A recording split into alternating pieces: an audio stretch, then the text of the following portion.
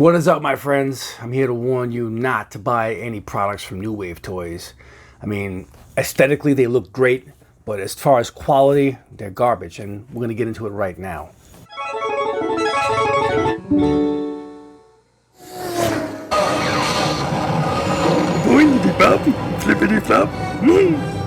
So over the last year in 2020 and a little bit of 2019, this little machine came out. I mean, it's like the Rolls Royce of miniature cabinets, and as you guys know, for some time I've been collecting the miniature cabinets. So I had my eyes set on owning one of these. So I wound up watching, lots of reviews. I wanted to get, the scoop on this machine. So I was, I'm very patient when it comes to, for the most part, I'm patient when it comes to sitting there and waiting for a product and getting some reviews and making a decision before I buy it. So I had watched, a lot of reviews, including Smash JT did a review on it, Riggs did a review on it. And I thought this was like a port to the T. It looks and plays and sounds just like the original Street Fighter II arcade Champion Edition, and this also comes with Super Street Fighter II. I mean, aesthetically, this thing looks beautifully. I mean, the buttons feel like arcade buttons. You have that springy, clicky, feel when you press on them. It has metallic, metal doors opening and closing. There's even some like little coins in there you could put in there, or it's just a really cool replica.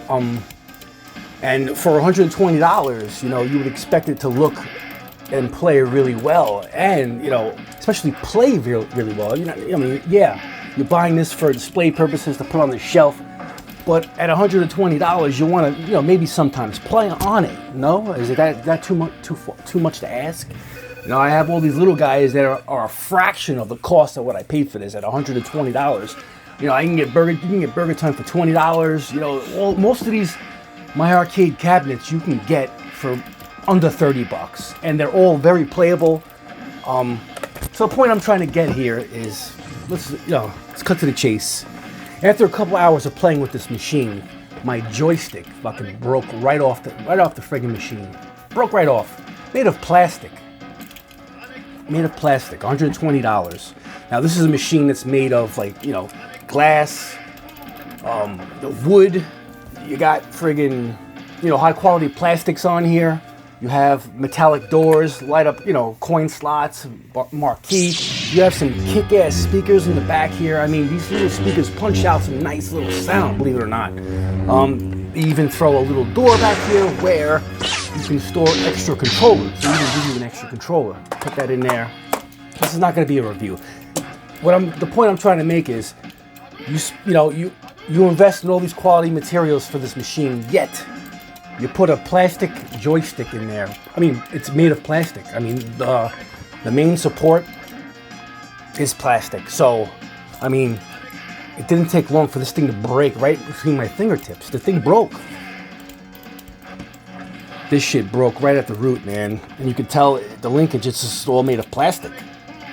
And if you can compare this to machines at a fraction of the cost, My Arcade, this is metal. Look at this. This is a metal joystick. And with My Arcade, this is a cool feature. I never do it, but they screw on and off. So you can actually use it as a D-pad, but I don't play it like that.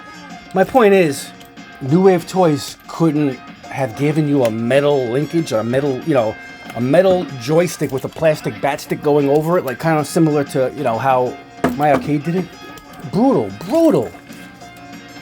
So I was really disappointed. I break the damn machine. I know you're thinking I'm probably playing it too rough or whatever, but I'll show you. This is my very first little miniature arcade machine. This is a Chinese ripoff. This is something I had bought, a couple of years ago, and this is kind of like the gateway to wanting more of these little machines. And on here is Super Street Fighter, right? As you can see, Super Street Fighter has a plastic joystick, right? I've been playing this for years, including playing Super Street Fighter on this little machine, and I haven't broken this. And this is plastic, okay? And this was like a fraction of the cost of this machine. Made in China, Chinese knockoff. This is an unlicensed little 100 and I think it's like 156 and 1 Genesis ports. But I'm telling you, it's really good. So anyway, so this is proof that I'm not really rough on my machines, because if I was, you know, if I had a history of breaking my controllers, which I don't, then I would say this thing wouldn't last me, right? I've had this for 2 years. So I don't understand how this thing can break on me so quickly. I mean, Christmas morning, I'm excited. You know, a lot of my presents have been delayed as far as video game presents have been pushed into early 2021. So I was excited. At least I'm gonna have this.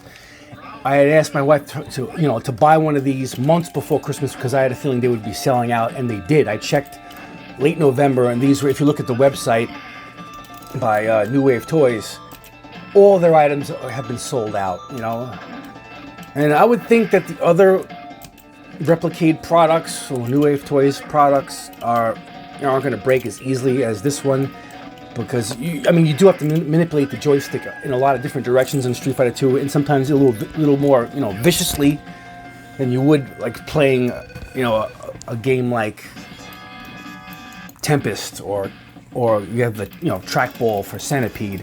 So I mean, this might be a problem with the Street Fighter 2 machine, and I don't even know if this machine is still in production, because I mean, they're all sold out, and I think this was supposed to be a limited release, so I'm pretty much screwed. I have the backup controller, right? And you guys can see it already. I hooked up the backup controller, and I was just going to crazy glue this joystick back together and just use it in, you know, not use it and it'd be for just display purposes, and I would just solely use my included joystick. And as you can see, man, look at that, fucking broken. This joystick broke a few hours later. It just fucking broke, basically crumpled in my hands, and I was just using it. You know, I had it. I was holding it flat on my table because it's got the, you know, the anti-slip feet, so it's really, you know, perfect. It's the same size as the board, you know, the controller layout on the machine. You can see that, right? So you know, I was like, fine, I'll just play it this way, and this sucker broke too. I just recently bought another one, just to have one, you know, as a backup to the backup. And obviously I'm not going to be using this that often anymore, because I'm afraid I'm going to just keep breaking joysticks. So it's very disappointing. You know, it's a disappointing Christmas gift, and I just wanted to let you guys know out there that just be mindful if you're thinking about buying one of these, whether it be used or if these become somewhat available again, I would surely pass on this. My Arcade, the same brand that makes these guys, they're actually coming out with a Street Fighter 2 Champion Edition, and it's going to be a fraction of the cost, and I'm sure it's not going to friggin' break as easily, and I may wind up picking one up, you know, to add to my arcade collection. You know, very disappointing, but I mean, it looks pretty cool sitting here. I mean, you can't deny that, and that's probably going to be the extent of my use of this friggin' thing, unfortunately.